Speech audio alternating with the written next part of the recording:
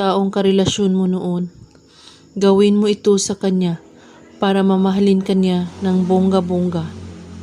Ang mga kailangan sa ritual na ito, panulat at larawan niya. Kailangan kapag gumawa kayo nito ay magfo-focus po kayo at buo ang inyong paniniwala at walang ibang iniisip at pagdududa para tumalab agad. At kapag handa ng iyong sarili, kunin mo ang larawan niya at titigan mo itong mabuti at iisipin mo siya. At pagkatapos, isulat mo ang kanyang pangalan at apelyido. At sa baba, isulat mo ang hiling na ito.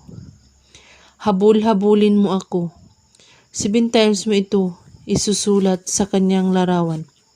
At pagkatapos, ilagay mo ang larawan niya sa ilalim ng iyong unan at tulugan mo ito.